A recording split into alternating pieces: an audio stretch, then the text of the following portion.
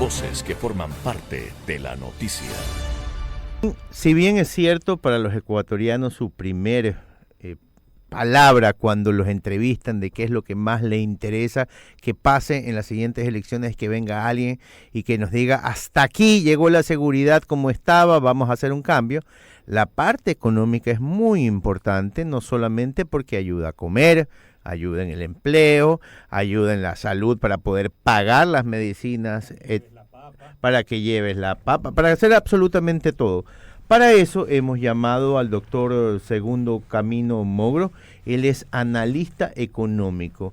Y queríamos analizar hoy con él según su criterio, cuál han sido los candidatos que han sobresalido en las propuestas económicas. Doctor Camino, buenos días y muchas gracias por estar en Así Amaneció. Hola, buenos días, muchísimas gracias por la invitación, un saludo a todos. Cuénteme, ¿cuáles han destacado hasta ahora? A ver, recordemos que es 1 año y 6 meses, tampoco es que tienen mucho tiempo para hacer muchas cosas, ¿no? Pero si las hacen bien, podrían durar hasta 8 años después. Según su criterio, ¿quiénes están haciendo bien las propuestas económicas? Yo quiero empezar destacando la propuesta de mantener y fortalecer la dolarización. Creo que esta propuesta debería ser el inicio de cualquier candidato en términos económicos, y para esto el candidato Otto Sonnenholmer y Luisa González lo mencionan claramente en su plan de trabajo. Esto es importantísimo porque la dolarización debe ser el eje de tranquilidad en la parte económica. El resto de candidatos no habla en su plan de trabajo a la dolarización, no la mencionan bajo ninguna circunstancia. Entonces, tampoco esto quiere decir que se hayan planteado salir de la dolarización para nada, pero al menos empezar diciendo que tenemos que fortalecer el esquema de la dolarización es fundamental. Luego, por otro lado, también quiero destacar el hecho de comenzar a mencionar qué se va a hacer con la deuda pública. Ecuador está en la actualidad ampliamente endeudado. El nuevo presidente o presidenta de la República va a tener que trabajar arduamente en disminuir la deuda pública, y sobre esto ya algunos candidatos han comenzado a mencionar qué van a hacer con la deuda pública. Entre ellos ha sido Otto Sonnenholmer, Luisa González, Jan Topic, me parece que Fernando Villavicencio también menciona sobre la deuda pública, y las propuestas sobre la deuda pública de estos candidatos que coinciden es básicamente sentarse a renegociar la deuda y tratar de ampliar el plazo de pagos y mejorar la calidad de la deuda en términos de tasa de interés, que hay que recordar que en el 2024 y 2025 Ecuador va a tener que pagar alrededor de el 11% del Producto Interno Bruto solo en deuda interna y deuda externa. Entonces, estas dos cosas creo que son fundamentales, y saber que tienen clarísimo cómo van a recibir el país, y tal como usted dice, en menos de 2 años hacer grandes cosas es complicado. Luego, por otro lado, también se menciona el hecho de la producción petrolera y de volverse más eficientes. En esto, Otto Sonnenholmer y Jan Topic lo mencionan bastante bien, hablan respecto a mejorar la eficiencia petrolera, mejorar la producción, que en estos 2 últimos años definitivamente ha decaído, y esto nos ha generado varios problemas fiscales. Adicionalmente a esto, el tema de cooperación internacional. Luisa González también menciona el tema de comenzar a generar acuerdos comerciales con países que definitivamente ayuden a nuestras empresas a lograr acceder a mercados internacionales. Esto es importantísimo, porque si Ecuador en la actualidad no le está yendo bien en el mercado interno, las empresas van a tener la necesidad de comenzar a exportar sus productos para poder generar riqueza. Si no, se les va a venir un serio problema. Son las 8 de la mañana con 45 minutos. Doctor, gracias por estar aquí con nosotros esta mañana en Así Amaneció. El otro día conversé con varios de los candidatos y uno de ellos me supo indicar que el hueco fiscal que en este momento deja el gobierno de Guillermo Lasso es superior al hueco cuando estábamos inmersos en la peor crisis de la pandemia, que era muy difícil salir de él, que dentro de este año y medio que les tocaría a ellos, a cualquiera de ellos, van a llegar 2 créditos multilaterales, que lo único que va a servir es para meter la plata a la calle, porque la calle lo necesita, porque necesita sobrevivir, pero que de ese hueco fiscal nos va a tomar mucho, pero mucho tiempo salir. Confirme si eso es correcto, doctor.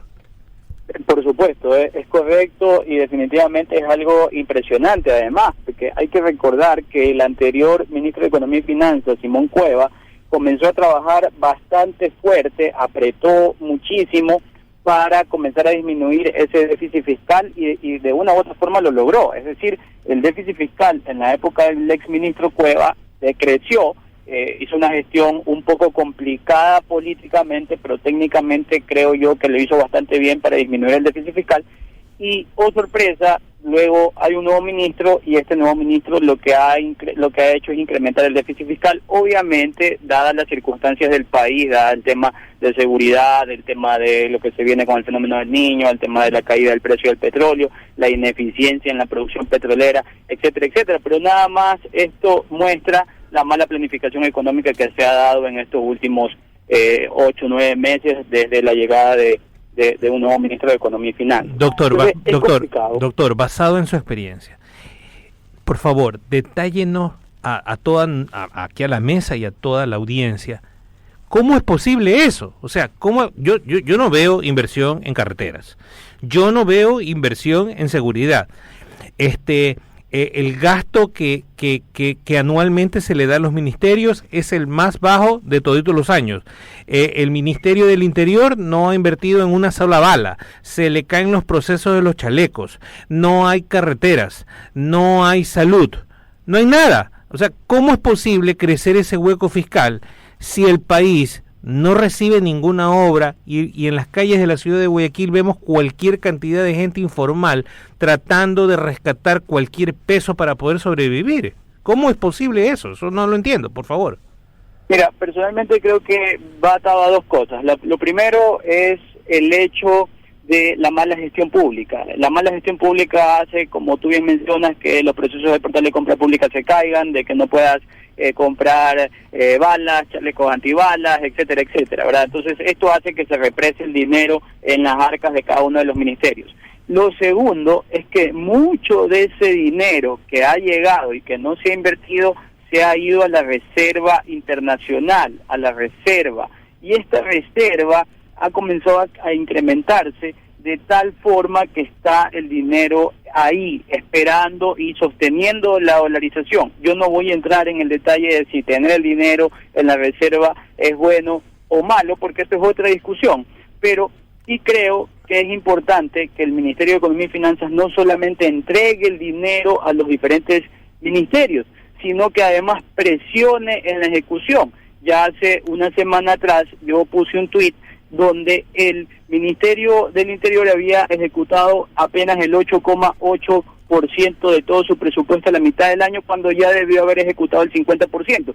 El SNAI, para que te hagas una idea, había ejecutado apenas el 33% a mitad de año. Entonces, como tú bien mencionas, ¿cómo es posible que en plena crisis social, crisis delincuencial, crisis económica también me atrevería a decir yo, los ministerios tengan una ejecución presupuestaria bastante baja? Entonces aquí es importante que los candidatos y luego el presidente o la presidenta de la República que llegue, ¿sí?, ejecute y presione al Ministerio de Economía y Finanzas, que no solamente se encargue de trasladar los recursos a los diferentes ministerios, sino que además presionen que efectivamente ese presupuesto público se ejecute y se ejecute con calidad. Es lo más importante. Son las 8 de la mañana con 50 minutos. Estamos conversando con el doctor Segundo Camino Mogro, analista económico. Doctor, ayer teníamos aquí en los micrófonos al ex ministro de Finanzas, Fausto Ortiz, y decía que la gran pregunta es, ¿o falta dinero o falta ganas? Yo creo que son las dos ya. Yo creo que coincido plenamente con Fausto. Yo creo que nos faltan ganas, y creo que ahora en este preciso momento ya nos faltan recursos, pero la falta de recursos económicos se ha venido dando por la falta de ganas. ¿A qué me refiero con esto? Me refiero a que No la hay inversión. eficiencia petrolera, por un lado, ha decrecido en estos 2 últimos años. Entonces, si no estás produciendo, si no estás sacando el petróleo que necesitas sacar, es verdad que el precio del petróleo ha comenzado a decrecer, pero a eso le sumamos que no estás produciendo en los niveles que deberías producir, entonces es falta de ganas. Y no hay Y inversión no puedes- extranjera, doctor, perdón que lo interrumpa, y no estamos atrayendo inversión extranjera para traer dólares, que es como se mantiene una dolarización. La inversión extranjera directa en este último año ha sido de la más baja en los últimos 15 años, Dios. para tener una idea. El mito que nos vendieron de atracción de inversiones a través de una nueva forma de gobernar no ha sido tan cierto, y no ha sido tan cierto no porque sea un gobierno de derecha o de izquierda. Yo quiero ir más allá de eso. No ha sido tan cierto porque no puedes atraer inversión extranjera y el país socialmente no es estable, y no solamente socialmente, sino jurídicamente. Entonces tenemos un país donde actualmente tenemos una incertidumbre social gigantesca desde el punto de vista de no sabemos si mañana van a secuestrar o no van a secuestrar a un empresario que va a poner su fábrica en el país. Entonces, ¿cómo le podemos pedir a los inversionistas extranjeros que vengan a poner sus dólares o sus euros o sus yens en el Ecuador? Es prácticamente imposible. Por lo tanto, una reforma, que además la enviaron, de atracción de inversiones no iba a ser suficiente. Y no iba a ser suficiente porque tienes que primero ajustar los problemas estructurales que tiene el Ecuador. Y uno de los grandes problemas estructurales en este momento es la seguridad. Correcto. Son exactamente las 8 de la mañana con 53 minutos y queremos agradecerle al doctor Segundo Camino Mogro. Él es analista económica. Estuvimos hablando de las propuestas de los candidatos y de lo que está pasando en el Ecuador y con el Ministerio de Finanzas y del cumplimiento de todos los ministros y de los ministerios en el gasto de inversión. Doctor, muchísimas gracias. Muchísimas gracias a ustedes por la invitación. Un abrazo.